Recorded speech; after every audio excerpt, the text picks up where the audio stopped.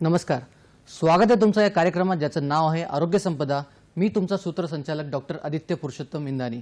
तर आज आपण अत्यंत महत्त्वाच्या आणि अशा विषयावर चर्चा करणार आहोत जे घरोघरात जाणवतो पण त्याच्याकडे दुर्लक्ष केलं जातं, जसं की छातीत जळजळ होणे, डोकं दुखणे, ढेकार येणे आणि पचन संस्था बिघडणे।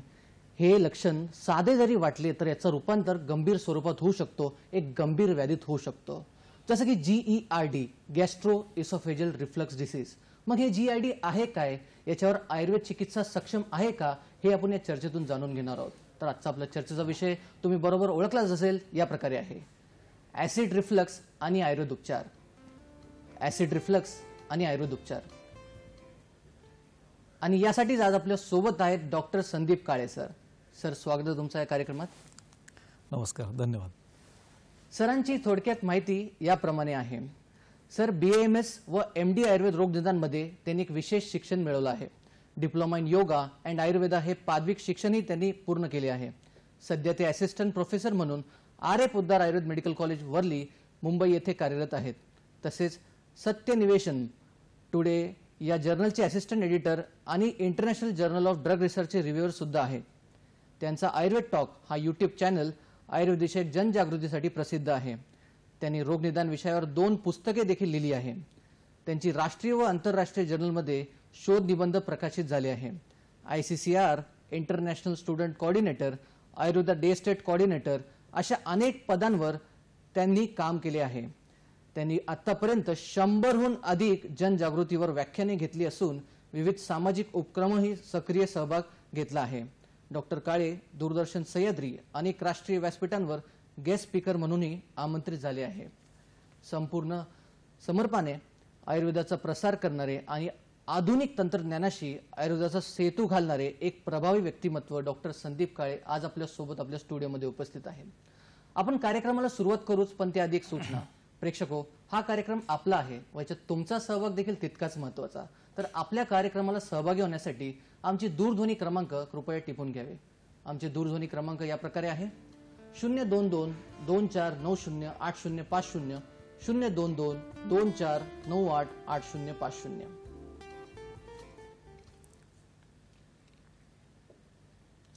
तर सर, आपण मुख्य कार्यक्रमाला सुरुवात करूया। सर, माझा पहिला प्रश्न तुमच्यासाठी असा आहे की ऍसिड रिफ्लक्स म्हणजे नेमकं काय आणि याची लक्षणे काय असतात? सर्वप्रथम आपण आपल्या विषयाला सुरुवात करूया। तर आपला जो आजचा विषय आहे GERD, तर याच्यामध्ये GERD मध्ये गॅस्ट्रिक आणि इसोफेगस असे 2 शब्द येतात। तर G म्हणजे गॅस्ट्रिक म्हणजे आपलं जठर आमाशय, आणि इसोफेगस म्हणजे आपली अन्ननलिका। तर इसोफेगस आणि आमाशय यांचं ज्या ठिकाणी जंक्शन होतं त्या ठिकाणी एक झडप असते, आणि त्या झडपेद्वारे अन्न एकदा पोटामध्ये गेलं की ती झडप बंद होते, आणि बंद झाल्यानंतर आमाशयामध्ये असलेलं ॲसिड आणि अन्न हे मिक्स होऊन आपल्या अन्नपचनाची सुरुवात होत असते। मग अशा वेळेस ते जे झडप आहे ती जर का कुठेतरी कमकुवत झाली तर आपल्या आमाशयातलं जे ॲसिड आहे ते वर यायला लागतं। आता ॲसिड म्हटल्यानंतर ते थोडं उष्ण असणारच, कारण त्याला अन्नपचन करायचं आहे। मग ते ॲसिड जे आहे ते अन्ननलिकेला इजा पोहोचवतं, आणि वारंवार हे ॲसिड वर येतं, म्हणून त्याला ॲसिड रिफ्लक्स असं देखील म्हटलं जातं। आणि त्या ठिकाणी ते ॲसिड हे त्या अन्ननलिकेला आणि आमाशयाला एक प्रकारचं इरिटेशन निर्माण करतं, त्यामुळे त्या ठिकाणी इन्फ्लेमेशन वगैरे बाकीची लक्षणं निर्माण होतात। आणि ही जर प्रोसेस आहे ही वारंवार जर होत असेल तर त्याला डिसीजमध्ये त्याचं रूपांतर होतं, म्हणून त्याला गॅस्ट्रो इसोफेजियल रिफ्लक्स डिसीज असं त्याला नाव म्हटलं जातं, आणि शॉर्ट फॉर्ममध्ये आपण त्याला ॲसिड रिफ्लक्स असं म्हणतो। नक्कीच सर, GERD म्हणजेच गॅस्ट्रो इसोफेजियल रिफ्लक्स डिसीज आणि ॲसिडिटी म्हणजे जे सामान्य ॲसिडिटी जी होते, तर यामध्ये नक्की फरक काय? कारण दोघांमध्ये आपल्याला छातीत जळजळ हे लक्षण दिसतंच। बरोबर आहे। मुळात ॲसिडिटी जेव्हा आपल्याला होते त्यावेळेस छातीत जळजळ असणं हे लक्षण असतंच, परंतु ॲसिडिटीमध्ये त्याच्याशिवाय इतरही लक्षणं असतात, जसं की आपल्याला शिरशूल आहे म्हणजे हेडॅक रुग्णांमध्ये असतो, त्याच्यामध्ये त्याला उलटी होते, त्यानंतर छातीमध्ये आग होते, त्यासोबत त्या ठिकाणी वेदना देखील होतात। परंतु ही जी सर्व लक्षणं आहेत ही जर का कमी प्रमाणामध्ये असतील आणि अल्प वेळेपुरती असतील आणि काही औषधं घेतल्यानंतर जर ते कमी होत असेल तर त्याला आपण ॲसिडिटी असं म्हणतो। परंतु GERD मध्ये ॲसिड जे आहे किंवा आपल्या जठरातलं जे पित्त आहे ते अन्ननलिकेकडे धाव घ्यायला लागतं. तर ॲसिडिटीमध्ये एक आयुर्वेदामध्ये ऊर्ध्व आम्लपित्त प्रकार आहे, त्यामध्ये देखील अशा पद्धतीनेच पित्त वर येतं, परंतु अशा पद्धतीने वारंवार पित्त ॲसिड हे अन्ननलिकेमध्ये येऊन त्या ठिकाणी व्रण निर्माण होणे अशी जर का ॲडव्हान्स स्टेज असेल तर त्याला GERD असं संबोधलं जातं. बरोबर सर. गॅस्ट्रिक रिफ्लक्स म्हणजेच गॅस्ट्रोइसोफेजियल रिफ्लक्स डिसीज ज्याबद्दल तुम्ही आपल्याला सांगत आहात आणि तुम्ही जसं सांगितलं की याला आपण ऊर्ध्वक आम्लपित्तसारखं बघू शकतो, तर आयुर्वेदानुसार याला आपण कसं बघायचं की कसं आपण चिकित्सा करताना उपचार करताना याचा विचार कसं केला जातं, कुठला दोष कारणीभूत असतो? सर्वप्रथम कसं आहे की हा जो आजार आहे GERD हा आपल्या पूर्णपणे जीवनशैलीशी निगडीत आहे, म्हणजे आहाराशी निगडीत आहे. तुम्ही आहार काय घेता, कशा पद्धतीने घेता, तर याच्याशी तो निगडीत असल्यामुळे आहाराचं संतुलन आणि एक दैनंदिन जीवनशैली चांगली राखणे फार गरजेचं आहे. तर याच्यामध्ये सर्वप्रथम आपण बघूया की याच्यामध्ये लक्षणं काय निर्माण होतात. तर सर्वात पहिल्यांदा छातीमध्ये जळजळ ही लक्षणं रुग्ण घेऊन येतो. त्याच्यानंतर त्याला त्या जळजळीसोबतच जे अन्न आहे किंवा पाणी आहे ते घशाशी येतं, आंबट पाणी किंवा गरम पाणी घशाशी येणं हे एक लक्षण असतं. त्याबरोबर त्या ठिकाणी त्याला उरकशूल असतो, म्हणजे छातीच्या प्रदेशी दुखतं. त्यामुळे बऱ्याचदा आपल्या वैद्यांना ट्रीटमेंट करताना हा हृदरोग तर नाही आहे ना याची पहिली शंका आपल्याला दूर करून घ्यायला लागते. त्याच्यानंतर पुढचे आहे त्याला अन्न गिळताना त्रास होतो, त्या ठिकाणी त्याला उरण झालेलं असतं, त्यामुळे त्याला त्या ठिकाणी कापल्याप्रमाणे वेदना होते, टोचल्याप्रमाणे वेदना होत असतात. त्याच्यानंतर हे जे पित्त आहे ते जर का जास्त प्रमाणामध्ये वाढलं आणि आपल्या बऱ्याचदा आपलं जे आमाशयची अन्ननलिका जी आहे ती आपल्या प्राणवायूला जी वाहून येणारी नलिका आहे ते शेजारी असते, तर बऱ्याचदा त्या ठिकाणी ते पित्त जाऊ शकतं. त्यामुळे मग प्राणव स्वतःशी रिलेटेड पण लक्षणं आपल्याला त्या ठिकाणी जाणवू शकतात. त्यानंतर आवाजात बदल होणे, कोरडा खोकला असणे आणि अजून एक एक्सटेंडला जर आपण गेलो तर त्याच्यामुळे निद्रानाश होणे, म्हणजे झोप न लागणे, अशी विविध लक्षणं आपल्याला बघायला मिळतात. तर याच्यामध्ये आयुर्वेदाने जो विचार केला आहे तो असा आहे की हा आजार आमाशयाशी रिलेटेड आहे. त्यामुळे आयुर्वेद असं मानतं की आमाशयामध्ये कफ दोष असतो, कफाचं आवरण त्या ठिकाणी असतं, परंतु कफाचं आवरण असताना त्या ठिकाणी पित्त दोष हे त्या ठिकाणी विकृत झालेलं असतं. म्हणजे पित्त वाढल्यामुळे त्या ठिकाणी जळजळ हे लक्षण आपल्याला बघायला मिळतं. परंतु ह्या पित्त आणि वात कफापेक्षाही जास्त जर त्या ठिकाणी दृष्टी असेल तर ती वाताची असते. तर वाताची दृष्टी कशी, तर मुळामध्ये अन्न खाल्ल्यानंतर ते खाली जायला पाहिजे, तर खालच्या दिशेने जाणं हे त्याचं फिजिओलॉजिकली ते घडलं पाहिजे. परंतु या ठिकाणी काय होतंय की ते उलटं वरती येतंय. तर उलटं वर येणं या घटनेमध्ये त्या ठिकाणी कुठेतरी एक अवरोध असतो. तर वाताचा अवरोध त्या ठिकाणी असणं, वातप्रकोप कुठेतरी असणं, वाताची लक्षणं त्यामध्ये असणं हे आपल्याला अभिप्रेत आहे. त्यामुळे मग आयुर्वेदिक वैद्य त्यामध्ये वात, पित्त आणि कफ यापैकी काय आहे हे कारण दोष शोधून त्यानुसार त्याची चिकित्सा करतात. नक्कीच, म्हणजे कफासोबत आपल्याला वाताकडे पण लक्ष दिलं पाहिजे असं आपल्याला सरांनी सांगितलं. सर, GERD किंवा गॅस्ट्रिक रिफ्लक्स होण्यामागची कारणे कुठली आहे, की त्याच्यात मानसिक कारणंही असतात? हां, तर सर्वप्रथम आपल्याला हे जाणून घेणं महत्त्वाचं आहे की कारणांशिवाय कुठलीही गोष्ट होत नसते. त्यामुळे हा आजार होतोय म्हणजे याला कुठली तरी कारणं असली पाहिजे. तर कारणांमध्ये काय आहे, तर आपण सर्वात पहिल्यांदा आमाशय हा भाग असल्यामुळे आहारातली जी घटक द्रव्ये आहेत ही कुठेतरी आपण चुकीच्या पद्धतीने घेत असतो. तर सर्वात पहिले त्याच्यामध्ये आपल्याला हे बघायला लागले आहारीय घटक काय आहेत. तर आहारीय घटकांमध्ये त्याच्यामध्ये आपण मसालेदार, गरम म्हणजे उष्ण अशी पदार्थ सेवन करणं, त्याच्यानंतर तळलेले पदार्थ खाणं आणि त्यातल्या त्यात ही पदार्थ अवेळी खाणं किंवा आपण अतिप्रमाणामध्ये जेवण करणं. कधी कधी आपण असं म्हणतो ना की मी घशापर्यंत जेवण केलेलं आहे, तर अगदी पोट भरेपर्यंत जेवण करणं हे याचं एक मेन कारण आहे. त्याच्यानंतर दुसरं याच्यामध्ये कारण असतं तर आमाशय आणि अन्ननलिका याच्यामध्ये जी एक झडप आहे त्याला लोअर इसोफेजियल स्पिंक्टर असं म्हणतात. तर ही स्पिंक्टर जी आहे ही कुठेतरी कमकुवत होते. तर ही कमकुवत होण्यामागचं कारण काय आहे, तर त्या ठिकाणी जो मांस धातू आहे तर तो कुठेतरी शिथिल होतो किंवा त्या पित्तामुळे त्या ठिकाणी इरिटेशन होऊन त्याची जी कार्य करण्याची क्षमता आहे, उघडझाप जी आहे ती कुठेतरी कमी पडायला लागते. त्याच्यानंतर दोन गोष्टी आहेत, ते म्हणजे एक लठ्ठपणा, वजन जास्त असणं, त्याच्यामुळे आमाशयावरती एक प्रकारचं भार त्या ठिकाणी पडतो. दुसरी नैसर्गिक क्रिया आहे ती म्हणजे गर्भावस्था. गर्भिणीमध्ये जर आपण बघितलं तर पोटामध्ये गर्भ वाढत असतो, तर गर्भाची जशी जशी साईज वाढत जाईल तसं तसं तो आमाशयाला प्रेशर डेव्हलप करतो आणि त्याच्यामुळे ते खाल्लेले पदार्थ वर यायला लागतात. त्याचसोबत काही औषधं देखील आहेत तर त्याच्यामध्ये आपण जो बघतो की जी अँटॅसिड्स आपण औषध म्हणून बघतो तर तीच कुठेतरी कालांतराने अधिक प्रमाणे घेतल्याने हीच या व्याधीला कारणीभूत अशी ठरतात. त्याच्यानंतर एक हियाटल हर्निया म्हणून प्रकार आहे ज्याच्यामध्ये अॅनाटॉमिकल स्ट्रक्चर म्हणजे रचनात्मक बदल आमाशयामध्ये होतो. तर आमाशयाचा जो वरचा भाग आहे तो आपल्या डायफ्रॅमच्या वर ढकलला जातो आणि तो ढकलला गेल्यामुळे त्या ठिकाणी एक रचनात्मक विकृती होते आणि त्या विकृतीमुळे पित्त जे आहे जेव्हा आमाशयाची आकुंचन प्रसरण क्रिया होते त्यावेळेस ती व्यवस्थित न झाल्यामुळे ते पित्त जे आहे ते झडपाद्वारे आपल्या इसोफेगसकडे फेकलं जातं. त्याच्याचबरोबर मानसिक ताण हा जो आहे तुम्ही जो शब्द म्हणला तर स्ट्रेस हा या ठिकाणी कारणीभूत आहे. तर मानसिक ताण हा कसा कारणीभूत असतो तर आपल्याकडे ब्रेन आणि गट याचा एक ॲक्सिस सांगितलेला आहे. तर याच्यामध्ये मुळात ज्या वेळेस आपल्याला मानसिक तणाव निर्माण होतो किंवा स्ट्रेस ही कंडिशन आपल्या शरीरामध्ये असते त्यावेळेस आपल्या ब्रेनकडून एक कॉर्टिसॉल नावाचं हार्मोन सिक्रेट केलं जातं आणि हे जे हार्मोन आहे ते HCl म्हणजेच हायड्रोक्लोरिक ऍसिड याचं सिक्रेशन वाढवतं. त्यामुळे आपण बऱ्याचदा बघतो की तणावामध्ये बरेचसे लोक आहेत ते अधिक प्रमाणात खातात, त्यांना भूक जास्त लागते, त्यांना खाण्याची इच्छा होते आणि अशा स्ट्रेस अवस्थेमध्ये तुमच्या आमाशयात काहीच नसेल तर ते पित्त वाढतं आणि हे वाढलेलं जे पित्त आहे ते आमाशयातल्या आतल्या जे लेअर आहे तर त्याला कुठेतरी इजा पोहोचवतं. तर याच्यामध्ये नैसर्गिकरित्या आपण असं बघतो की आमाशयामध्ये ऍसिड येतं. मग ते ऍसिड जे आहे ते आमाशयाला इजा का नाही पोहोचत तर आमाशयाच्या आतमध्ये एक वेगळी लेअर असते की जी त्या ऍसिडपासून आपल्या आमाशयाला म्हणजे मसल्सला प्रोटेक्ट करत असते आणि जेवढं जास्त ऍसिड आपल्या आमाशयामध्ये येईल तेवढं जास्त प्रमाणामध्ये त्या आमाशयाला इजा पोचते. त्यामुळे वेळेवर जेवण करणं हे फार आवश्यक आहे. आपण बाकीच्या गोष्टी पुढच्या याच्यामध्ये बघूया, परंतु साधारणपणे अशी सगळी कारणं असतात आणि आहाराबरोबर मानसिक तणाव हा देखील फार मोठं कारण याच्यामध्ये आहे. बरोबर. जसं की तुम्ही सांगितलं की आहारासोबत मानसिक तणाव पण एक कारण असू शकतो. तर दैनंदिन जीवनात आपण कुठल्या आहाराकडे लक्ष दिलं पाहिजे? कारण आहाराला परम औषधी म्हटलंय आणि परीक्षेचे उत्तम देह आहार संभव असंही चरक संहितेत आलंय की जशी आहाराची प्रकृती तशीच देहाची स्थिती. तर आहाराबद्दल तुम्ही काय सांगाल? बरोबर. तर आहारामध्ये आपण सर्वात प्रथम असं बघितलं पाहिजे की आहार कुठला घेतला नाही पाहिजे.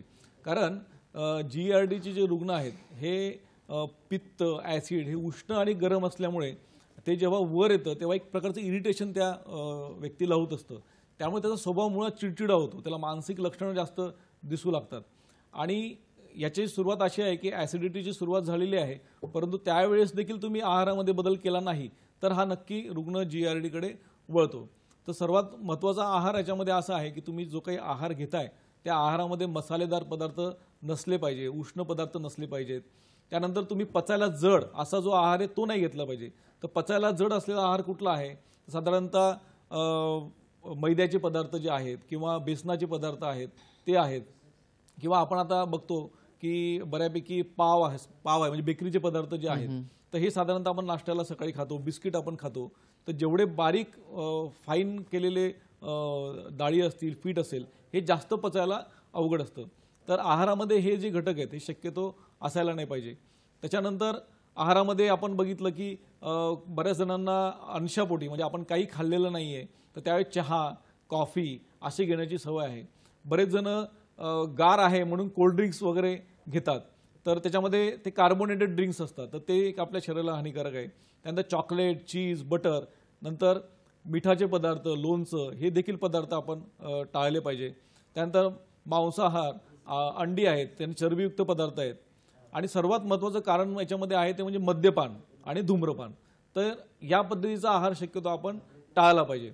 तर मद्यपान धूम्रपान हे जे करताना ह्या सवयी असतात म्हणजे तुम्ही एकदा ते घेतल्यानंतर पुन्हा पुन्हा वारंवार घेण्याची सवय होते आणि नेमकं ह्या व्याधीमध्ये तेच नको आहे आपल्याला. कारण तुम्ही जेवढे जास्त हेतूंचं सेवन करत जाल तेवढा हा जो आजार आहे टप्प्याटप्प्याने वाढत जाईल असं आहे.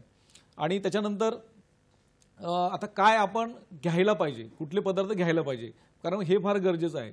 आपण जर बघतोय की ॲसिड जे आहे ते ॲसिड वाढत असल्यामुळे ठीक आहे आपण GERDमध्ये जे खाण्याचे पदार्थ आहेत ते आपण थोड्याशा वेळाने बघूया. खरं तर चर्चा खूपच रंगत चालली आहे. आपण सरांसोबत ही चर्चा असंच पुढे नेणार आहोत पण सध्या वेळ झाली छोट्याशा विश्रांतीची. तेव्हा कुठेही जाऊ नका, पाहत राहा तुमचा लाडका कार्यक्रम आरोग्य संपदा.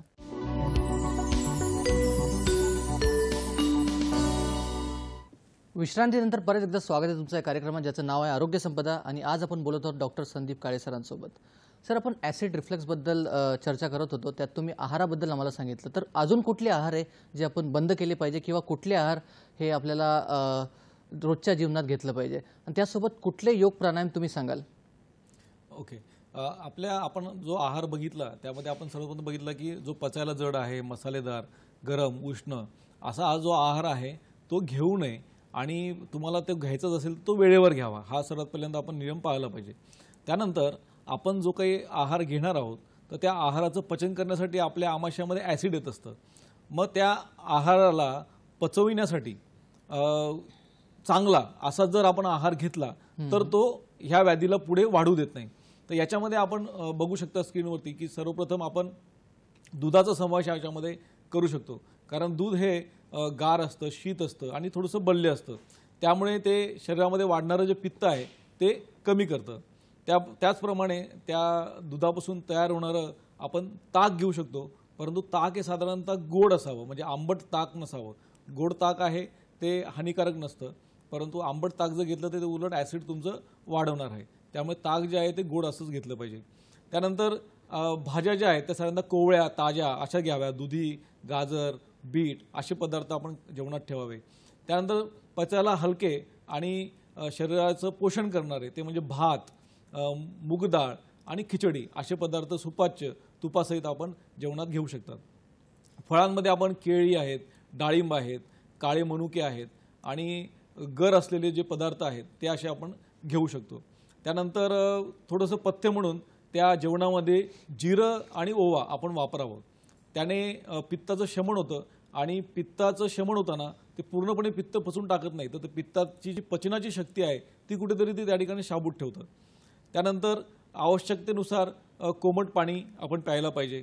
त्यानंतर गहू, ज्वारी, नाचणीसारखी जी धान्य आहेत ती प्रमाणात खावीत.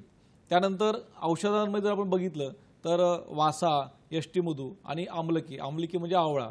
तर आवळा आपण आहारातही घेऊ शकतो आणि औषधी म्हणून सुद्धा देखील त्याचा आपण वापर करू शकतो. तर नेहमी साधारणपणे ही जे अन्न आहे हे ताजं आणि गरम घ्यावं. आणि सर्वात महत्त्वाचं म्हणजे कुठलाही आहार घेताना आपण शांत मनाने, प्रसन्न चित्ताने आणि चावून खाल्ला पाहिजे.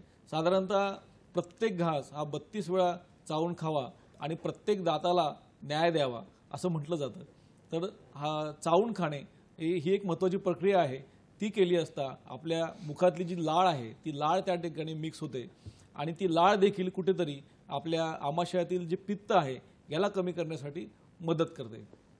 नक्कीच. म्हणजे आहारविधी विषयातून जसं की आयुर्वेदात सांगितलं आहे ते आपण पाळलं पाहिजे असं आपल्याला सरांनी आहारासोबत सांगितलं. सर, बरेचसे जण ज्यांना ॲसिडिटी हे नेहमी होत असते तर ते पॅन40 म्हणा किंवा डोमपेरडॉनसारखे औषध घेतात. तर हे कितपत बरोबर आहे? आपण आयुर्वेद चिकित्सक असून काय सल्ला द्याल? बरोबर आहे. ही जी काही आजाराची लक्षणं आहे तर याच्यामध्ये जे पित्त वाढते त्या वाढणाऱ्या पित्ताला कमी करणारी औषधं म्हणजे ते ॲसिड जे आहे त्याला न्यूट्रल करणे किंवा ते ॲसिड सिक्रिटच होऊ न देणे अशा पद्धतीची ही अँटॅसिड्स काम करत असतात. तर हे अँटॅसिड्स जेव्हा ॲक्ट होतात तेव्हा तुम्ही त्यांना मुळातच शरीराचं काम बंद करतायत. तर असं न करता ह्या अँटॅसिडचे आपण जर का जास्त प्रमाणामध्ये घेतले तर याचे साईड इफेक्ट्स आपल्याला बघायला मिळतात. तर साईड इफेक्ट्समध्ये काय आहे तर कॉन्स्टिपेशन आहे, नॉशिया आहे, ओमिटिंग आहे, डिसेंट्री आहे. आणि आयुर्वेदानुसार जर आपण बघितलं तर पित्तातल्या गरम म्हणजे उष्ण या गुणधर्माला जर आपण कमी करून टाकलं तर आपण जो आहार घेतोय त्या आहाराचंच पचन होत नाही. आणि त्याच्यानंतर मग आयुर्वेदामध्ये एक आम संकल्पना आलेली आहे.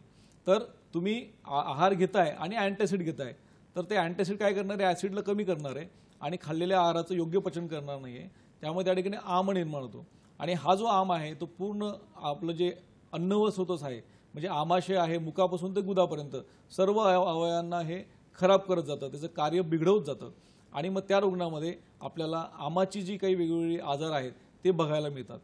तर या ठिकाणी आयुर्वेदाची जी प्रयोजन आहे तर आयुर्वेद काय करतं, पित्त कमी करणारी परंतु पित्तातली जी उष्णता आहे म्हणजे अन्नपचन करण्याची शक्ती आहे ती कुठेही कमी न करणारी योजना आयुर्वेद करतं.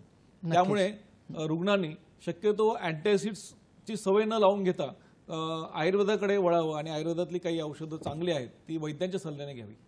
तर मग सर, ते कुठली औषधं आहे आपण वैद्याच्या सल्ल्याने घेतली पाहिजे आयुर्वेद औषधं कुठली आहे आणि तुमचा याच्यावर अनुभव काय आहे? GERD वर तुमचा अनुभव काय आहे? काही आम्हाला केसेस ऐकायला मिळेल का? हो, नक्कीच. आपण हे बघूया की ही जी औषधं आहेत तर याच्यामध्ये सर्वात प्रसिद्ध असं औषध आहे ते म्हणजे अविपत्तिकर चूर्ण आहे.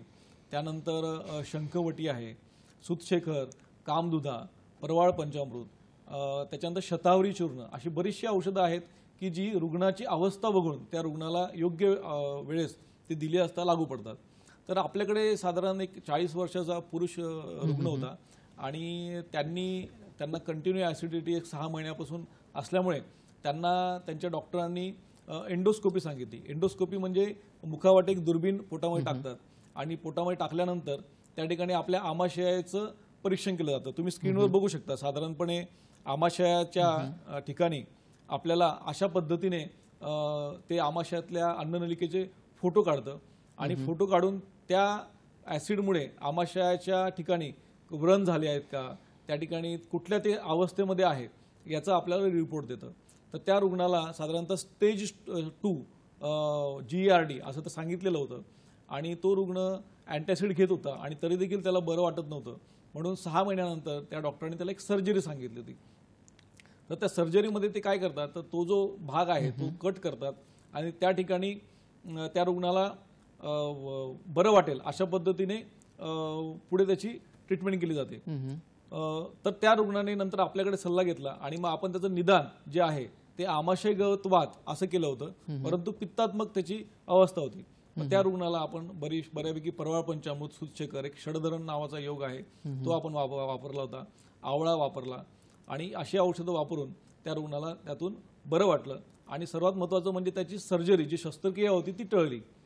तर अशा पद्धतीने आपल्याला आयुर्वेदाचा उपयोग याच्यामध्ये करून घेता येईल. नक्कीच. तुम्ही जसं आपल्याला केस सांगितली ते खरं तर खूप महत्त्वाची आहे. अँटॅसिड खरं तर तुम्ही टाळलं पाहिजे असं आपल्याला सरांनी सांगितलं. सर, त्यासोबत पंचकर्म चिकित्सा हे आयुर्वेदात खूप महत्त्वाची असते. तर GERD मध्ये आपण पंचकर्म कुठले करू शकतो का? हो, नक्कीच. हा पुढचा भाग आहे. आपल्याकडे अशीच एक स्त्री रुग्ण होती जी पित्त प्रकृती होती आणि पित्त प्रकृती आणि ती IT ऑफिसर होती. पूर्ण वेळ कम्प्युटरवर काम होतं, कामाचा ताण होता आणि जेवणाच्या वेळा ह्या अनियमित होत्या. तर अशा त्या स्त्री रुग्णामध्ये GERD हे निदान झालेलं होतं. तर अशा अवस्थेमध्ये काय व्हायचं की तिने कुठलेही पदार्थ खाल्ले तरी तिला ॲसिडिटी होतच होते, तिला छातीमध्ये जळजळ हे लक्षण नेहमी असायचंच. तर आपण देखील तिला काही सुरुवातीला औषधं दिली, तर आयुर्वेदिक औषधं दिल्यानंतर देखील तिची जळजळ कमी होत नव्हती. तर याच्यासाठी एक उदाहरण आयुर्वेदामध्ये आलेलं आहे की आपण जे दही लावतो तर त्या एका भांड्यामध्ये आपण विरजण टाकलं की त्याचं दही होतं आणि पुन्हा त्याच भांड्यामध्ये आपण नंतर साधं दूध ठेवू शकत नाही, कारण की त्याचं पुन्हा दह्यात रूपांतर होतं. तशी आमाशयाची कुठेतरी आपल्या जठराची अवस्था झालेली असते की तुम्ही कुठल्याही पद्धतीचं चांगलं अन्न जरी खाल्लं तरी त्याच्यामध्ये त्या रुग्णाला जळजळ ही होणारच, त्याचं अन्न हे पचणार नाही, ते अन्न वर येणार. तर अशा अवस्थेमध्ये शरीर शुद्धी सांगितलेली आहे. तर आपण भांडे जसे धुतो, घर जसं स्वच्छ करतो तसं आमाशय शुद्धी करणं हे गरजेचं आहे. म्हणून आपण त्या रुग्णामध्ये लघुवमन ही प्रक्रिया केली होती. तर तिच्या जॉब प्रोफाईलमुळे तिला पूर्ण वमन जे 15 दिवसाचं असतं ते घेणं शक्य नव्हतं. म्हणून मग आपण तिला 3 दिवसाची ट्रीटमेंट देऊन एका दिवसामध्ये लघुवमन केलं. त्यामध्ये एक औषधाचा काढा असतो तो पाजून आपण त्यांना उलटी करून घेतली आपल्यासमोर आणि त्यानंतर त्याचं आमाशय शुद्ध झालं आणि ते आमाशय शुद्ध झाल्यानंतर मग आपण त्यांना जी काही चिकित्सा आधी देत होतो तीच चिकित्सा आपण कंटिन्यू दिली आणि नंतर त्या रुग्णाला एक 7 ते 15 दिवसामध्ये बऱ्यापैकी आराम मिळाला आणि पुन्हा तिला ती लक्षणं पुन्हा कधी झाली नाहीत. तर वमन हे जे आहे एक पंचकर्म त्याच्यामध्ये आपण करू शकतो. सर, आपल्याला एक फोन येतोय. सुरेश जोशी बोलतायत बँड्रावरून. सुरेशजी, तुमचा प्रश्न विचारा.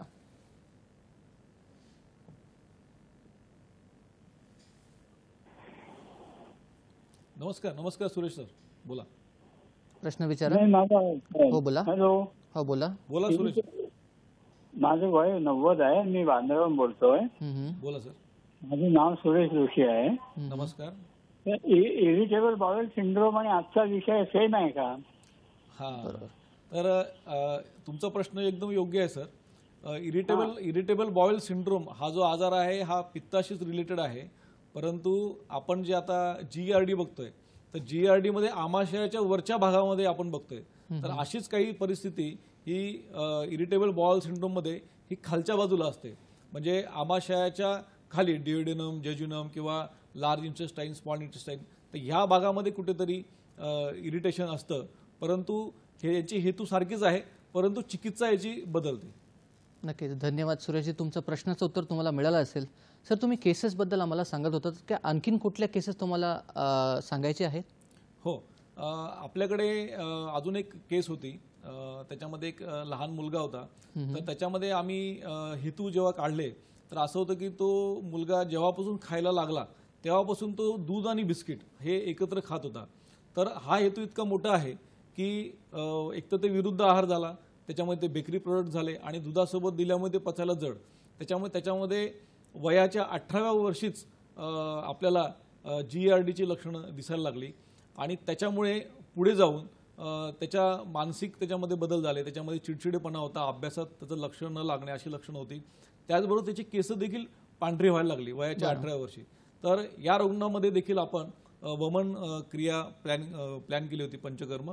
त्याच्यानंतर आपण त्याला विरेचन केलं, म्हणजे वमन विरेचन अशा दोन्ही पद्धतीने शुद्धी करून आपण त्याला शतावरी, अश्वगंधा यासारखी काही बल्य औषधे आहेत ती आपण त्याला दिली होती. कारण की भरपूर दिवसाचा GERD त्याला असल्यामुळे त्याचे जे स्नायू आहेत ते कुठेतरी कमकुवत झाले होते आणि त्या स्नायूंना ताकद देण्यासाठी आपल्याला शतावरीचा खूप चांगला उपयोग होतो. तर शतावरीचा त्याला आम्ही स्वरस देत होतो.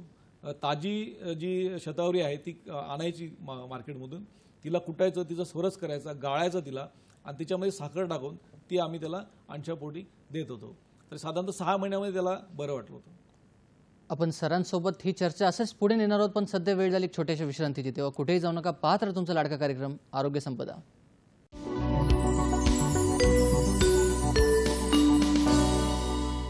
विश्रांतीनंतर परत एकदा स्वागत आहे तुमचं या कार्यक्रमात, ज्याचं नाव आहे आरोग्य संपदा. आणि आज आपण बोलत आहोत डॉक्टर संदीप काळे सरांसोबत.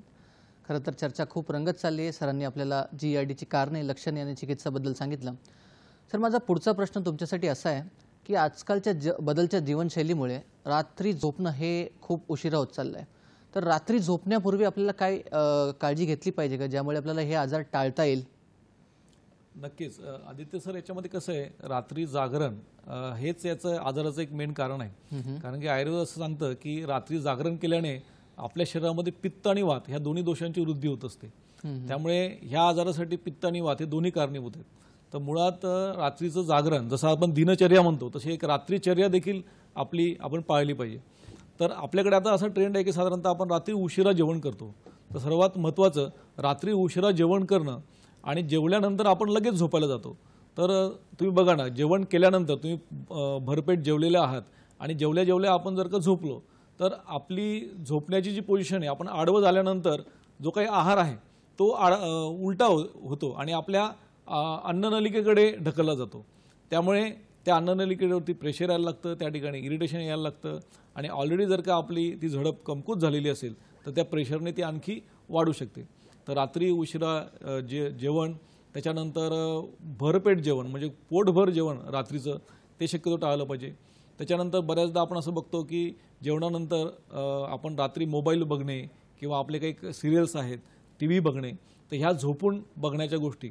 तर जेवण भरपेट करणं आणि झोपणं याच्याशी जे काही क्रिया आहेत त्या रात्रीच्या सगळ्या आपण टाळल्या पाहिजे. त्यानंतर बऱ्याच जणांना एक कामाचा ताण असतो, तर दिवसभर केलेला कामाचा ताण आणि त्याच्याबद्दल विचार करतच ते झोपतात. त्याच्यामुळे पुन्हा झोपेवरती त्याचा परिणाम होतो, झोप लागत नाही. तर ह्या ज्या काही गोष्टी आहेत ह्या सगळ्या आपण रात्रीचर्येमध्ये टाळल्या पाहिजे. मग आता नेमकं आपण काय केलं पाहिजे, तर रात्रीचा जो आहार आहे तो संध्याकाळी 7:30 ते 8 वाजेपर्यंत आपण त्याच्या आतच घेतला पाहिजे. म्हणजे जेणेकरून आपण 10:30, 11पर्यंत जर झोपायला गेलो तर आपल्याला 2 ते 3 तासाचा वेळ मिळतो आणि आमाशयातलं जे अन्न आहे ते खाली कुठेतरी ढकललं जातं. त्यामुळे पोटावर जो प्रेशर साहजिकच आपलं कमी होणार आहे. त्याच्यानंतर झोपण्यापूर्वी आपण साधारणतः एक 10 मिनिटं ध्यान केलं पाहिजे, जेणेकरून आपला जो स्ट्रेस आहे तो आपण घालवला पाहिजे. रात्रीच्या जेवणामध्ये कुठेही आपल्या शरीराला शोभ घडवतील असे मसालेदार, तिखट, लोणचे, मिठाचे असे पदार्थ खाऊ नये आपण. त्याच्यानंतर रात्री झोपताना चहा, कॉफी, कोल्ड्रिंक्स असे पदार्थ आहारामध्ये घेऊ नये. आणि मुळात बरेच जण मद्यपान करतात, तर ते मद्यपान देखील आपण त्यावेळेस करू नये. तर या सगळ्या गोष्टींची जर आपण काळजी घेतली तर पित्त आणि वात हे दोन्ही दोष आपले शाबूत राहतील आणि आपला जो प्रवास आहे तो GERDकडे होणार नाही. नक्कीच. सर, आपल्याला एक फोन येतोय. शिवानंद वसेदार बोलतायत नेपाणीवरून. शिवानंदजी, तुमचा प्रश्न विचारा. बोला सर. बोला शिवानंदजी, प्रश्न विचारा.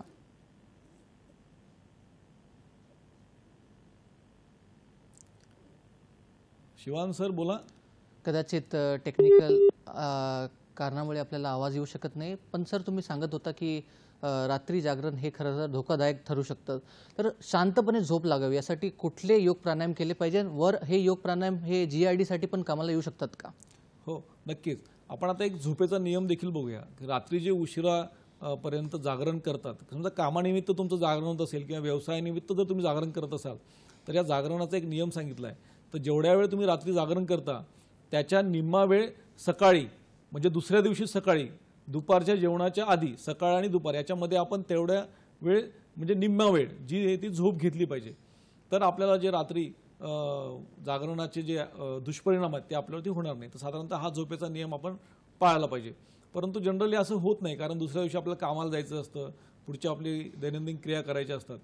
तर त्यासाठी मुळात रात्री जागरण करू नये याच्यावरती सगळ्यांनी जोर द्यावा. आता आपण याच्यामध्ये बघूया की साधारण या GIRDमध्ये प्राणायाम किंवा योग हे कुठले कुठले केले पाहिजे. तर प्राणायामाचा खूप चांगला रोल याच्यामध्ये आहे. तर प्राणायामाने आपल्या शरीरामध्ये ऑक्सिजनची एक लेवल वाढते. ऑक्सिजनचं प्रमाण शरीरामध्ये अधिक गेल्यामुळे हिलिंग प्रोसिजर आहे ती चांगली होते. त्याच्यानंतर वात जो आहे जो वर येतोय आपल्या शरीरामध्ये म्हणजे बेंबीकडून पोटाकडे मुखाकडे येणारा जो वात आहे याचं नियमन होतं, तो संतुलित होतो आणि कुठेतरी त्याच्यामुळे तो खाली ढकलला गेल्यामुळे त्याचं प्रेशर कमी होतं. तर वाताच्या नियमनासाठी आपल्याला प्राणायाम फार गरजेचं आहे. तर प्राणायामामध्ये एक अनुलोम विलोम आहे जो तणाव कमी करतो आणि प्राणशक्ती वाढवतो. शीतली प्राणायाम म्हणून आहे. तर शीतलीमध्ये साधारणतः आपण गार हवा आपल्या प्राणायामाद्वारे आपल्या पोटात घेतली जाते. त्या गार हवेमुळे आपल्या आमाशयातली आपल्या उर प्रदेशातली जी उष्णता आहे ती कमी होण्यास मदत होते. त्यामुळे दाह कमी होतो. भ्रामरी प्राणायाम केल्यामुळे आपली मनशांती मिळते, आपल्याला झोप सुधारते.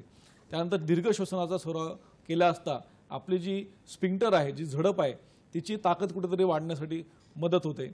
त्याच्यानंतर कपालभाती हा प्रकार शक्यतो याच्यामध्ये टाळावा, कारण त्याने पित्तदोष हा वाढत असतो आणि शरीरामध्ये उष्णता वाढत असते आणि ती आपल्याला इथे वाढून चालणार नाही.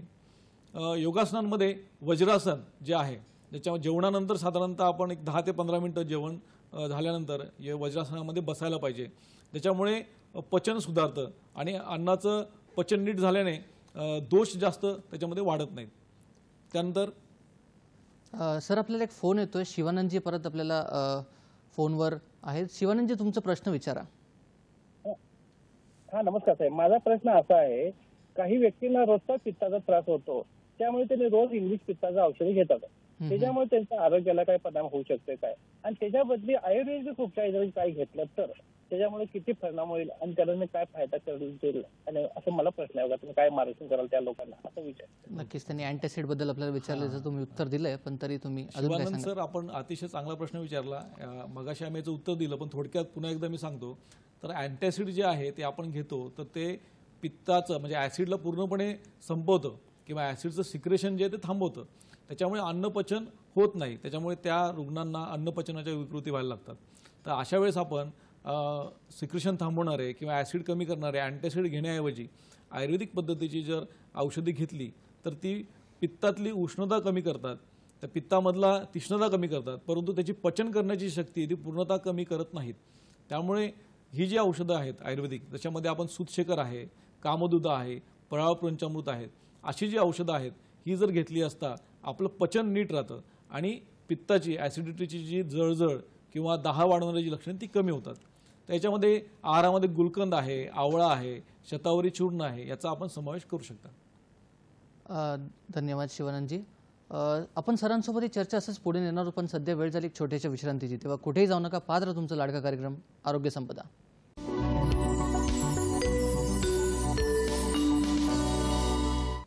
विश्रांतीनंतर परत एकदा स्वागत आहे तुमचा या कार्यक्रमात ज्याचं नाव आहे आरोग्य संपदा, आणि आज आपण बोलत आहोत डॉक्टर संदीप काळे सरांसोबत.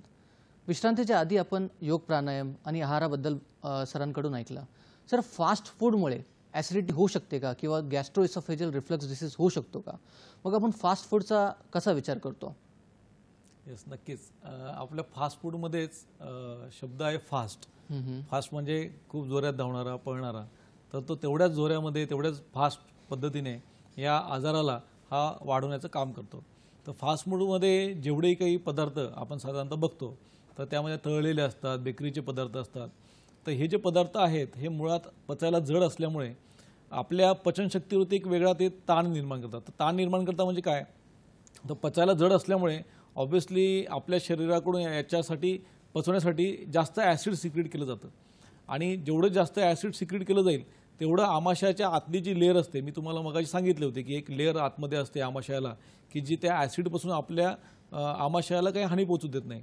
परंतु वारंवार फास्ट फूड खाण्यात आलं तर हे ॲसिड जे आहे अधिक प्रमाणामध्ये आपल्या आमाशयामध्ये येत राहील आणि आपल्या आमाशयातल्या त्या आतील प्रोटेक्टिव्ह लेअर आहे याची जी काही जाडी आहे ती कुठेतरी कमी करतं आणि त्याचं प्रेशर त्या झडपांवरती येऊन मग त्या झडपांच्या ठिकाणी देखील ते कमकुवत करून वर जायला लागतं. तर अशा पद्धतीने फास्ट फूड हे आपण टाळायला पाहिजे. बरं सर, आपल्याला एक फोन येतोय. मंगल आपटे बोलतायत पुण्यावरून. मंगलजी, तुमचा प्रश्न विचारा. मंगलजी, प्रश्न विचारा.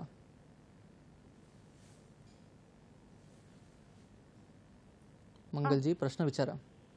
हॅलो, नमस्कार. नमस्कार. आजचा विषय खूपच छान आहे. फक्त मला असं विचारायचं की जर वमन करायचं असेल तर मग सकाळी मीठ घालून थोडंसं ते सकाळी केल्यावर चांगलं, मग त्याने पित्त कमी होतं का, ऍसिडिटी कमी होते का? नक्कीच, चांगलाच प्रश्न आणि ते केव्हा आणि कधी करावं? नक्कीच. लवन अंबूचा म्हणजे आयुर्वेदात उल्लेख आला आहे खरं तर त्यांनी प्रश्न विचारलाय की वमनाने फरक होतोच पण मिठाच्या पाण्याने फरक होऊ शकतो का आणि ते केव्हा करायचं? मंगलताईंनी खूप छान प्रश्न विचारलेला आहे. तर मुळात बऱ्याचदा असं असतं की बरेच रुग्ण हे दवाखान्यात जाण्याचं टाळतात किंवा घरच्या घरी काही स्वतःवरती प्रक्रिया करून घेतात. तर वमन प्रक्रिया ही जी आहे ती शक्यतो वैद्यांच्या देखरेखीखाली केली पाहिजे आणि याच्यामध्ये मीठ पाणी जे आपण म्हणालात तर योगासनं जनरली जे करतात तर त्यांच्यामध्ये नवली धुती हा जो प्रकार आहे शरीरशुद्धीचा तर त्याच्यावर मीठ पाण्याने उलटी करणं असं केलं जातं. परंतु हे जे आहे ना, ही क्रिया, ही शुद्धिक्रिया स्वस्थ व्यक्तीसाठी आहे. म्हणजे ज्याला कुठलाही आजार नाही त्या व्यक्तीने ह्या घरी करायच्या गोष्टी आहेत मीठ पाण्याच्या वमनाच्या. परंतु जर आपल्याला आजाराचं निदान झालेलं असेल तर आपण नक्कीच वैद्यांच्या सल्ल्याने शक्यतो वमन करावं. तर वमनामध्ये मी जसं तुम्हाला सांगितलं तर माझ्याकडे जे रुग्ण होते त्यांना आम्ही ज्येष्ठमध फांट याच्याने आम्ही वमन दिलेलं आहे किंवा काही जणांना इक्षुरस म्हणजे उसाच्या रसाने वमन दिलं जातं. परंतु हे जे वमन आहे हे शक्यतो वैद्यांच्या देखरेखीखालीच करावं. नक्कीच, धन्यवाद मंगलजी आणि धन्यवाद सर. सर, ॲसिडिटी समजा दीर्घकाळ असली तर त्यामुळे कुठले धोके संभवतात याबद्दल तुम्ही काय सांगाल? तर ॲसिडिटी ही जी आहे ही साधारणतः आपण उपचार केले तर ही लगेच बरी होते असं नाही आहे किंवा आपण आहारात नियम पाळणं हे लोकांना सहज शक्य होत नाही. तर अशा वेळेस काय होतं की तुमच्या हेतुसेवना कंटिन्यू सुरू असतो त्याच्यामुळे ॲसिडिटी ही आणखी ॲसिडिटीला भर घालते. म्हणजे तुमच्या शरीरामध्ये आमाशय शुद्धी झालेली नाही आहे, त्या ठिकाणी ऑलरेडी ॲसिडिटी आहे आणि त्यातून आणखी ॲसिडिटी होते, हायपर ॲसिडिटी होत जाते आणि त्या रुग्णाची जी लक्षणं आहेत ती अतिशय तीव्र होत जातात. आणि मग त्याच्यामध्ये आपण बघतोय आजचा जो आजार आहे तो ॲसिड रिफ्लक्स किंवा GERD, तर हे त्याचंच एक पुढचं पाऊल आहे. तर या आजारामध्ये साधारणतः आपण बघितलं तर याच्यामध्ये काही संभाव्य धोके असे आहेत की हे जे पित्त आहे, ॲसिड आहे, हे आमाशयातून जेव्हा अन्ननलिकेकडे यायला लागतं तर त्यावेळेस जी अन्ननलिका आहे त्याला कुठेतरी इन्फ्लेमेशन होतं, त्याला इसोफेगायटिस असं म्हणतात आणि याच्यामुळे त्या ठिकाणी सूज, दाह, त्या ठिकाणी वेदना अशा पद्धतीची लक्षणं रुग्णामध्ये निर्माण होतात. आणि ही जी वेदना आहे ही बऱ्याचदा हार्टशी रिलेटेड म्हणजे इच्छिमिक हार्ट डिसीज, हृदरोग याच्याशी जर साम्य असेल आणि त्याचं वेळेत निदान जर झालं नाही तर त्या ठिकाणी रुग्णाच्या जीवावर बेतू शकतं. त्यामुळे या रुग्णाची जी पुढची स्टेप आहे त्याच्यामध्ये हृदयगत वेदना असेल आणि दाह असेल तर त्यावेळेस जवळच्या रुग्णालयात जाऊन ECG करून याचं निदान करून घेणं फार गरजेचं आहे. त्याच्यानंतर पुढची स्टेप अशी आहे की आपण बघितलं की आपल्या आमाशयाला एक लेअर आहे परंतु हा जो लेअर आहे तो इसोफेगसला नसतो म्हणजे अन्ननलिकेमध्ये नसतो. त्यामुळे झडपेच्या वर पित्त गेलं तर ते ॲसिड त्या ठिकाणी असलेल्या ज्या सेल्स आहेत तर त्यांना इजा पोहोचवतं आणि त्या इजेचं रूपांतर अल्सरमध्ये निर्माण होतं. त्याच्यामुळे इसोफेगसच्या ठिकाणी होणारा अल्सर किंवा आमाशयाच्या ठिकाणी होणारा अल्सर त्याला पेप्टिक अल्सर म्हणतात, ही त्याची पुढची पायरी साधारणतः बघायला मिळते. त्याच्यानंतर याच अन्ननलिकेमध्ये ज्यावेळेस अल्सर हा हील होत नाही म्हणजे बरा होत नाही आणि कंटिन्यू त्या ठिकाणी ॲसिड जर येत असेल तर तिथल्या ज्या सेल आहेत तर ते आपलं प्राकृत रूप सोडून विकृत रूप धारण करतात आणि त्या ठिकाणी जसं आपल्याला एखादी जखम झाली तर जखमेवर जशी खपली चढते त्या पद्धतीने तिथं येणाऱ्या ज्या नवीन सेल्स आहेत त्या तयार होतात आणि त्या सुरुवातीला प्री कॅन्सरस अशा असतात म्हणजे कॅन्सर होण्याच्या आधीची स्टेज तर त्याला बॅरेट इसोफेगस असं म्हणतात. तर हा जो आजार आहे हा निर्माण त्या ठिकाणी होऊ शकतो. ही तिसरी ती चौथी स्टेज GERD मध्ये आपल्याला बघायला मिळतं आणि याउपरही जर का त्याची ट्रीटमेंट झाली नाही तर त्याचं रूपांतर कॅन्सरमध्ये होतं. मग त्यावेळेस त्या रुग्णामध्ये अन्ननलिकेचा कॅन्सर, आमाशयाचा कॅन्सर अशी लक्षणं आपल्याला बघायला मिळतात. नक्कीच. याच्या पुढे जाऊन याचा सर्वात मोठा परिणाम होतो तो म्हणजे झोपेवरती. त्यामुळे या रुग्णांना झोप लागत नाही, अन्न गिळताना त्रास होतो आणि अशा रुग्णांमध्ये अपचन किंवा पचनच बिघडलेलं असल्यामुळे त्यांच्यामध्ये वजन वाढत नाही. तर ह्या रुग्णांमध्ये हळूहळू वजन कमी व्हायला लागतं कारण की अन्न जर नीट पचलं नाही तर त्यामुळे शरीराला न्यूट्रिशन मिळत नाही. कारण आपल्या अन्नातून जे न्यूट्रिशन मिळालं पाहिजे त्याचं पचन होत असतं. तर ॲसिडच बिघडलेलं आहे, पचनच क्रिया बिघडलेली आहे. तर आपल्या शरीरामध्ये आपण जे काही खनिजं आहेत, प्रोटीन्स आहेत, कार्बोहायड्रेट्स आहेत तर याचं रूपांतर न झाल्यामुळे त्याची कुठेतरी न्यूट्रिशनल डेफिशियन्सी निर्माण होते आणि त्या रुग्णाचं वजन कमी व्हायला लागतं. त्यामुळे तो रुग्ण सडपातळ कृश असा आपल्याला दिसतो आणि त्याच्यानंतर हे जर ॲसिड जर अति जास्त प्रमाणात वाढून मुखापर्यंत यायला लागलं तर बऱ्याचदा त्या रुग्णांमध्ये दातांचे विकार आपल्याला दिसायला लागतात. दातांच्या त्या ठिकाणी दाताचं जे एक प्रोटेक्टिव्ह कव्हरिंग असतं तर त्याची झीज होते. त्याचबरोबर आपल्या प्राणवायू आपण ज्या ठिकाणी घेतो त्या नलिकेमध्ये जेव्हा हे पित्त जातं तर त्याच्यामुळे त्या ठिकाणी होणारे वेगवेगळे प्राणवरसोतसाचे म्हणजे फुफ्फुसाचे आजार आपल्याला कॉम्प्लिकेशन स्वरूपामध्ये बघायला मिळतात. तर अशा पद्धतीने साधारणतः स्टेप बाय स्टेप याच्यामध्ये आपण बघितलं की कुठले कुठले व्याधी हे होऊ शकतात. नक्कीच. जसं की आपल्याला सरांनी सांगितलं की बॅरेट्स इसोफेगस हे प्री कॅन्सरस कंडिशन आहे आणि त्यासोबत कॅन्सरस होऊ शकतं. तर पुढचा प्रश्न असा आहे सर की सतत औषध घेणाऱ्यांसाठी आयुर्वेद हा उपचार ठरू शकतो का? म्हणजे ॲलोपॅथीसोबत आयुर्वेद उपचार किंवा होमिओपॅथी उपचार यासाठी कितपत बरोबर आहे? हो, मुळात रुग्णांना कसं असतं की आपल्याला एखादा आजार झाला तर तो आजार आपला बरा कसा होईल याच्याकडे त्यांची टेंडन्सी असते. तर सर्वात पहिल्यांदा आयुर्वेद काय सांगतं की आयुर्वेदाचं प्रयोजनच असं आहे की स्वस्थस्थ स्वास्थ्य रक्षणम आतुरस्य विकार प्रशमनम.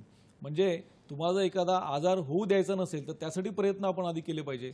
म्हणून आयुर्वेद हे आहाराचं नियंत्रण कसं करावं, दिनचर्या कशी असावी, ऋतुचर्या कशी असावी, त्यानंतर तुम्ही काय पदार्थ खाल्ले पाहिजे, काय नाही खाल्ले पाहिजे याचा पहिल्यांदा सल्ला देतो. आणि हे जरी रुग्णाने न ऐकलं आणि त्याच्यानंतर जर त्याला व्याधी झाला तर तो व्याधी कसा बरा व्हावा हे त्याच्यामध्ये बघितलं जातं. त्यामुळे रुग्णाने ती रुग्णाचा चॉईस असतो की आपल्याला कुठली ट्रीटमेंट घ्यायची आहे. तर ॲलोपॅथिक औषधं घेत असताना ती टप्प्याटप्प्याने कमी करत जावी आणि आयुर्वेदाची जी औषधं टप्प्याटप्प्याने वाढवत जावी आणि कुठलीही औषधं घेताना ही शक्यतो वैद्यांच्या सल्ल्याने घ्यावी. त्यांना विचारावं की ह्या 2 औषधांचा त्या ठिकाणी काही परिणाम तर होणार नाही ना आणि त्यांच्या सल्ल्यानंतरच मग आपण पुढच्या औषधाचा क्रम हा ठरवला पाहिजे. नक्कीच. सर, आयुर्वेद खरं तर हे शास्त्रसिद्ध विज्ञान आहे, पण तरीसुद्धा समजा कोणाला घरगुती उपचार करायचा असेल तर तुम्ही घरगुती कुठले नुसके आम्हाला सांगाल? हो, नक्कीच. मला वाटतं आपल्या प्रेक्षकांमध्ये आपला हा जो कार्यक्रम आहे यासाठीच प्रसिद्ध आहे की आपल्याला डॉक्टरांकडून काही घरगुती उपाय मिळतील का. तर नक्कीच मी तुमच्यासाठी भरपूर सारे उपाय आणलेले आहेत. हा आजार असा आहे की तुम्ही याच्यावरती जर व्यवस्थित आणि वेळेवर उपचार केले तर हा बरा होऊ शकतो. तर सर्वप्रथम आहाराचे नियम तुम्ही पाळा आणि ते जर नाही झाले तर घरगुती काही पदार्थ आहेत आणि काही आहाराचे पदार्थ आहेत ते तुम्ही घ्या. आपण स्क्रीनवरती बघू शकता. याच्यामध्ये सर्वात प्रथम असं आहे की ओवा जो आहे आपल्या घरामध्ये किचनमध्ये जे काही मसाल्याचे पदार्थ आहेत हेच बऱ्यापैकी औषध म्हणून काम करतात. तर याच्यामध्ये ओवा आणि जिरे हे अतिशय दोन्ही द्रव्ये खूप चांगले आहेत. तर साधारणतः ओव्याचा तुम्ही एक काढा म्हणजे अर्क तयार करू शकता. जिरे आहे तर त्याचा अर्क करू शकता किंवा त्याचं चूर्ण करून त्याची भुकटी तुम्ही जेवणामध्ये घेऊ शकता. याने तुमच्या पित्तातल्या एक उष्ण आणि तीक्ष्ण गुणांना कमी करण्याची ताकद आहे. तर ओवा आणि जिरे हे तुम्ही जेवणामध्ये साधारणतः घेऊ शकता. त्याचबरोबर यष्टीमधू चूर्ण आहे. यष्टीमधू म्हणजे ज्येष्ठमध चूर्ण. हे चवेला गोड असतं, पित्त शमन करतं आणि तुमच्या आमाशयाला एक स्मूथ त्या ठिकाणी ते बनवतं. तर हे चूर्ण जे आहे ते तुम्ही मधासोबत घेऊ शकता. 1 चमचा मध, 1 चमचा ज्येष्ठमध चूर्ण असं तुम्ही सकाळी घेऊ शकता, रात्री झोपण्यापूर्वी घेऊ शकता. त्यानंतर ताक जे आहे तर ते साधारणतः गोड ताक घ्यावं. त्याच्यामध्ये जिरे, पुदिना हे आवश्यकतेप्रमाणे चवीप्रमाणे 2-3 चिमूट आपण त्यामध्ये टाकावं आणि जेवणानंतर आपण हे घ्यायला काही हरकत नाही आहे. त्याचबरोबर आवळा चूर्ण जे आहे तर तुम्ही आवळ्याचे अनेक प्रकार जेवणामध्ये घेऊ शकता. जसं मोरावळा आहे, त्याच्यानंतर च्यवनप्राश आहे. तर ही जी सगळी औषधं आहेत तुम्ही घेऊ शकता. तुम्हाला ते नसेल जमत तर आवळा चूर्ण, आवळाचं ज्यूस तुम्ही घेऊ शकता. फक्त ज्यूस घेताना तो पूर्ण ग्लासभर न घेता साधारणतः 1 कप, अर्धा कप अशा प्रमाणामध्ये तो घ्यावा. त्यानंतर तांदळाची पेज आपण आहारामध्ये घेऊ शकता. गवती चहा त्याच्यामध्ये थोडासा गूळ टाकून तो आपण दिवसातून 1 वेळ घेऊ शकता. रात्री झोपताना तुम्ही दुधामध्ये थोडंसं जायफळ टाकून ते घेऊ शकता. त्रिफळा चूर्ण आहे, गंधर्व हरितकी गोळी आहे, आविपत्तिकर चूर्ण आहे, आरगवत कपिला वटी आहे. तर अशी जी काही औषधं आहेत ही तुम्ही घरगुती पोट साफ होण्यासाठी वापरू शकता. त्याच्यामुळे तुमच्या पोटावर येणारा जो प्रेशर आहे, वात जो आहे तो कुठेतरी बाहेर जाईल, कमी होण्यास त्याची मदत होईल. त्याच्यासोबत तुम्ही अंजीर जे आहे ते खाऊ शकता. साधारणतः 1 ते 2 अंजीर तुम्ही खाऊ शकता. त्यानंतर जीरकादी चूर्ण म्हणून आहे ते मिळतं, ते तुम्ही घेऊ शकता. त्याच्यामध्ये जर खोकला खूप असेल, कफाचा जर का थोडा अनुबंध असेल तर सुंठ चूर्ण तुम्ही साखरेमध्ये मिक्स करून घेऊ शकता. फळांमध्ये डाळिंब आहेत, पेरू आहेत, केळी आहेत, अशी फळं तुम्ही घेऊ शकता. त्याचबरोबर या सगळ्यांसोबत तुमच्या आहारशैलीमध्ये, तुमच्या जीवनशैलीमध्ये आहाराचे तो पदार्थ बघितले, पण जीवनशैलीमध्ये वज्रासन, शवासन, भुजंगासन अशी जी काही आसनं आहेत ती असली पाहिजे. त्यानंतर प्राणायाम जे आपण सांगितले तर शीतली प्राणायाम आहे, भ्रामरी प्राणायाम आहे, याचा तुम्ही नियमित उपयोग करू शकता. त्यानंतर ध्यान, मेडिटेशन जे आहे तणाव कमी करणारं आहे. कारण आजचं युगच हे तणावाचं आहे. सगळ्यांना कामाचा, भरपूर गोष्टींचा एक ताण असतो, तर तो घालवण्यासाठी ध्यान हे केलं पाहिजे, मेडिटेशन केलं पाहिजे 10 ते 15 मिनटं. तुम्हाला तुमची कुठल्या याच्यावरती श्रद्धा असेल तर त्यांचा तुम्ही जप केला पाहिजे. तर या सगळ्या गोष्टी मिळून आपल्या ह्या GERDला कमी करण्यासाठी मदत करतात. नक्कीच सर. माझा शेवटचा प्रश्न, खरं तर मला ही चर्चा एवढी छान रंगली आहे, पण तरी सर सुद्धा तुम्हाला प्रेक्षकांना हे शेवटचा काय संदेश द्यायला आवडेल शेवटचा संदेश आपला असा या आहे, विषयाबद्दल तुम्हाला येस, काय वाटतं? हा जो आजार आहे ना, हा आजार पूर्णपणे जीवनशैलीशी निगडित आहे. तर आपण 5000 वर्षापूर्वीचं आयुर्वेदामध्ये जी जीवनशैली सांगितलेली आहे, दिनचर्या आणि ऋतुचर्या, याच्यामध्ये आहार विहार या सगळ्या गोष्टींचं वर्णन केलं आहे. तर ही माहिती तुम्ही असेच जे काही कार्यक्रम आहेत त्यामधून वैद्यांकडून मिळवून किंवा तुमच्या जवळपासच्या वैद्यांकडून घेऊन त्याचा दैनंदिन वापर करा. तुमच्या पुढच्या पिढीला ते सांगा. त्यामुळे अशा विविध आजारांपासून तुम्ही नक्कीच दूर राहू शकाल. आणि GERD या आजारामध्ये अनावश्यक असलेली सर्जरी टाळून तुम्ही स्वतःला छान असं ठेवू शकता. तर आज आपण GERD बद्दल, त्याची कारणे, लक्षणे आणि चिकित्सा म्हणजे उपचारबद्दल ऐकलं आणि आपल्याला योग, प्राणायाम आणि आहार कुठलं घेतलं पाहिजे हे पण आपल्याला सरांनी सांगितलं. तर धन्यवाद सर, तुम्ही इथे आलात आणि आमचं एवढं चांगल्या प्रकारे मार्गदर्शन केलं, त्याच्याबद्दल तुमचं खूप खूप आभार. धन्यवाद. सह्याद्री वाहिनीचे खूप खूप धन्यवाद. आदित्य, आपले धन्यवाद. नक्कीच. आणि तुमच्यासाठी असंच नवनवीन चर्चासत्र पण सुरू ठेवू, पण सध्या वेळ झाली तुमचा निरोप घेण्याची. चर्चेतील माहिती तुमच्या दैनंदिन जीवनात नक्कीच उपयोगी पडेल आणि आरोग्याच्या दृष्टीने तुम्हाला याचा फायदा होईल ही अपेक्षा. तर प्रेक्षक, योग्य सल्ला द्या, योग्य सल्ला घ्या. स्वस्थ रहा, मस्त रहा. नमस्कार.